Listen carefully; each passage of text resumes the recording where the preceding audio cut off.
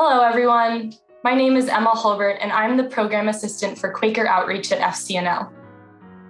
I can't talk about my journey to political advocacy and social justice work without talking about my Quaker faith. Growing up, my father took me to First Day School every Sunday for as long as I can remember. And as many of you probably know, you can hardly go more than 5 minutes in a Quaker meeting without hearing some mention of FCNL. So I have been aware of this organization my entire life. As a kid, I had a "War is not the answer" bumper sticker on my door and proudly told my friends that I was a pacifist since before I even understood what pacifism meant.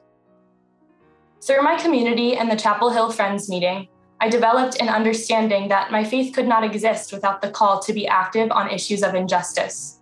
For me, acting for a better world and my Quaker identity have always gone hand in hand.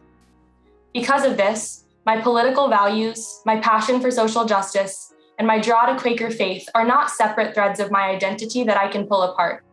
They are intricately intertwined, supporting each other and allowing me to learn and grow in the world. A big part of the development of my Quaker identity came from my relationship with my grandmother. At the beginning of my program assistant year a few months ago, we were given FCNL note cards and were tasked with writing thank you notes to anyone who had supported and believed in us up to this point.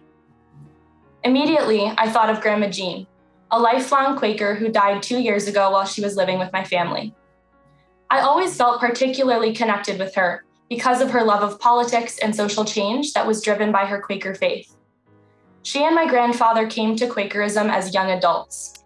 My grandfather was a conscientious objector, jumping into forest fires in parachutes, and my grandmother was very connected with FCNL throughout her life and adored this organization, which of course rubbed off on me. I never knew my grandpa, but Quakerism and politics were always the two things my grandmother and I connected over, and I cherish those conversations I had with her. As I had always been aware of FCNL, as soon as I was old enough, I organized a group from my high school to attend a spring lobby weekend here in DC. Before my first spring lobby weekend, I knew I wanted to change the world like every overly ambitious teenager, but I didn't yet know how to turn my anger and sense of futility about the world into a productive channel. FCNL's spring lobby weekend gave me that gift. I didn't really know what to expect, but I definitely did not expect to come away feeling absolutely invigorated, capable, and empowered to actually do something about the injustice I saw in the world. But that's exactly what happened. We were lobbying on mass incarceration and justice reform that year, and I realized that this was the work that I had been missing. This was the work I wanted to do. This was the kind of change I believed in. At my first spring lobby weekend in 11th grade, I heard about the Young Fellows program. It was exactly what I wanted to do, so I set my sights on this job then, and to get accepted into this organization whose mission I believe in 6 years later is absolutely a dream come true. Truly, the reason I majored in political science and am interested in politics and social justice today is because of that spark that was lit by my Quaker meeting and fanned into a fire by FCNL. That I get to work with this organization that has meant so much to me my entire life, and particularly the past few years, is everything to me. Grandma Jean always pushed me to live my faith into action through advocating for a better world.